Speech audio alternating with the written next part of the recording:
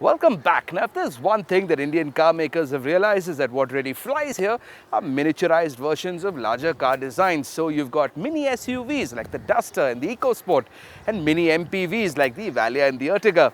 Honda too is joining the mini MPV party with this, the all-new Mobilio. The Brio has been a successful platform for Honda.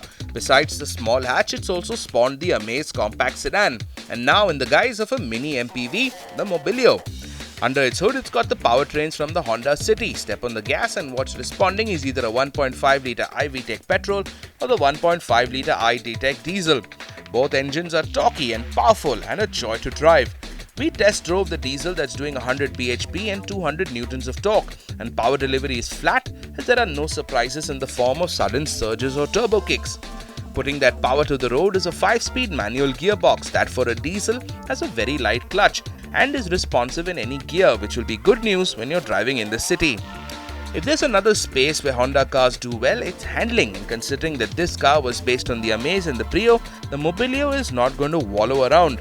Drive the Mobilio on the highway or even around corners and things won't get hairy. The wheelbase has increased by a little more than 24 centimeters over the Amaze, and that is a significant amount, but the difference in handling is almost imperceptible. And then there's the way it looks. When you think of the average MPV, what you're thinking of is a bread box. The Mobilio, on the other hand, while not pretty or anything, comes somewhere in the middle. The wedge shape and the flare on the bodywork ensure that this car doesn't look slab-sided, and that's good enough for us. The interiors are also bright and airy with decent amount of space all around, though the third seat would fit children or small people the best. The mid-size sedan space might be a dead zone in the car world right now, but it was brightened considerably by this, the all-new Skoda Octavia. This is a car with almost legendary status. It was the first modern, moderately priced luxury car that Indians could dream to own, and now the Octi is back, better than ever. This is an all-new platform and an all-new car, but the engines carry forward from what we had in the Laura, a 1.8 psi petrol and a 2-litre TDI diesel. The new Octavia truly is a great car. If you choose to drive it yourself, the stiff suspension and flowing power will keep you entertained. If you're going to be in the backseat all the time, the ample legroom and the plush ride will keep you happy. Our only issue with the Octavia isn't with the car itself, it's with Skoda, that does have a reputation of being a bit sloppy on the service. One of the most anticipated launches this year has to have been of the all-new Mahindra Scorpio. It's an iconic car for most of us growing up in India because it was one of those cars that created the idea of a luxury SUV. A car that could go anywhere and handle our roads, but with air conditioning, a stereo and nice seats.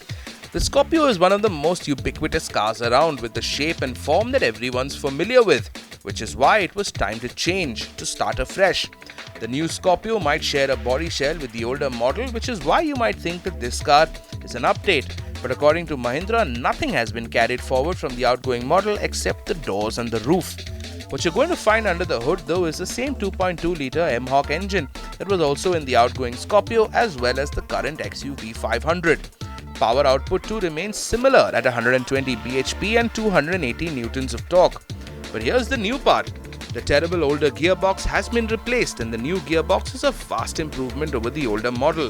Where the new Scorpio has improved the most though is ride and handling, because this car has a new chassis as well. It's still ladder on frame, so there's going to be that residual body roll, but it's much stiffer and at no point does it feel like you're about to somersault sideways off the asphalt. The Scorpio was always an aggressive looking car, but this new one just looks angry, with the chrome flecked grille, the new projector headlamps, the scowling LED eyebrow and the bumper that looks like it's definitely hiding something. It does look very striking and modern, but also to our opinion a little overwrought. Also changed are the dashboard, steering wheel and door pads. Rounded shapes have been replaced by meters and buttons with edges everywhere. The blue lighting scheme goes well with the grey interiors, and if you spring for the top-end model, you're also getting a touchscreen central console that features your stereo, parking assist and navigation. You're also getting tire pressure gauges, climate control. The rear seats have been redesigned, pushed further back and have become longer and wider, offering more comfort. It's also going to seat 5 adults quite comfortably. We really like this car. It's one of those cars you just feel nice driving around in. Another car you will enjoy driving is the all-new Skoda Yeti. This isn't a new car per se, but more like a midlife reboot, ironing out all the kinks from the original. The 2-litre diesel engine carries forward and is such a sweetie. 140 bhp and 320 newton meters of torque with a 0 to 100 time of about 11 seconds, which is sharpish for an SUV. The high-strung gearbox in the older car used to cause a lot of stalls, especially at lower gears at lower speeds, but that's been taken care of to some extent. What set the Yeti apart from all the other small SUVs out there was its fantastic handling. Throw in an all-wheel drive, an ABS and ESP, and you've got a car that you could use to traverse Antarctica. Another big change with the Yeti, one of the reasons why people did not really appreciate the older car was because of its somewhat quirky design, but that's been dealt with in the new model. The bug-eyed look is gone, replaced with somewhat bland if smooth sophistication. This is a car we'd endorse any day of the week and twice on Sundays, but for the niggling issue of after-sales service. Now, I know when we started the show, we said we'd be focusing only on cars that cost more than 20 lakhs. But then the next two just had to be included. Following the trend of taking a full-size design and just making it smaller, here's the Audi A3 sedan and the gorgeous Mercedes GLA SUV. Now, I know in a lot of places you'd hear this car being described as the baby Audi, but after having driven it, I can safely tell you that the A3 isn't a baby anything. It is smaller compared to the other Audi sedans, but dimension-wise about the same as a Corolla or an Octavia. The engine isn't a baby either. Under the hood, you've got the same 2-litre diesel that you'll find in the A4, the A6, the Q3 and the Q5. But here it's been tuned to put out 141 bhp. Now, the thing is that when you're driving a German car, the implicit threat of the four rings is that you're driving a fast car. This is a car that fulfills that promise. Hit the gas and things start happening. You're off without any turbo lag, any transmission jumps, just smooth, clean power. Transmission comes from a 6-speed S-tronic gearbox that's quite impressive in the way how quickly it reacts. And if you wanted to react faster still, you can always switch to manual mode and use the rocker, or switch to sport mode, which changes the dynamic quite a bit. Ride and handling too are balanced pretty well. Ride is almost flat, and if you do hit something hardcore like a deep pothole, you're not going to bounce around and have your head hit the ceiling. On sweeping sections of the highway, you can enter a curve on the road very quick, and you're not going to have to worry about flying off the highway. What you won't like though is a smallish back seat. Compared to some of the lower end sedans we've showed you so far, what you get with the A3 does seem a little niggardly. Backseat issues aside though, we really do like this car because it's a great blend of style, performance and fun.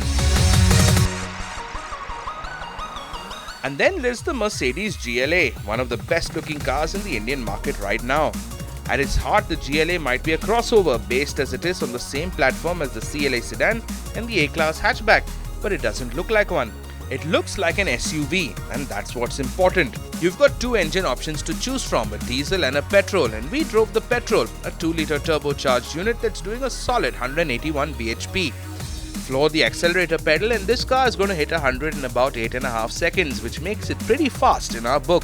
And even under normal driving conditions, while pulling away from the traffic in the city or giving a trucker the finger on the highway, the GLA has got all the get up and go that you need. The 7-speed DCT transmission could have been a little better though. Gear shifts are not as effortless as you'd like them to be, and sometimes, especially when gearing down, can feel a bit chunky. The GLA also handles bad roads pretty well, considering the large 18-inch wheels, the considerable wheel travel and the soft suspension. It's only when things get really dire, when the road is fully cratered and shell-shocked, that the suspension does feel a little crashy and it can get a bit loud. As far as the handling is concerned, it does get floaty when the road undulates and does lean in a bit if you attempt a hard corner, but it's not a great feeling. There is a decent amount of ground clearance and some roll is bound to happen. On the inside too, the GLA keeps up with the stylishness. Considering it does share a platform with the A-Class, the interiors are very familiar if you spend any time in the Mercedes hatch. For one, everything is top quality. You definitely get what you pay for. And when you get into the GLA, you're going to feel pretty good. Where you will be a little disappointed though is the rear. Legroom in the back isn't the best, and driving long distance in this car isn't going to be the start of some fun times. The GLA drives well and handles decently, but where this car becomes a star is the way it looks and the way you will feel driving it. If for you the biggest part of the Mercedes experience is reveling in the halo from the 3-pointed star, then this is the car for you. And that was our show for this week. We've had fun making it. We hope you've had a good time watching. Remember, you can catch this entire episode online at timesnow.tv or youtube.com, and do follow us on Twitter @TimesDrive for program schedules and updates. Till next week, drive safe and have a happy Diwali.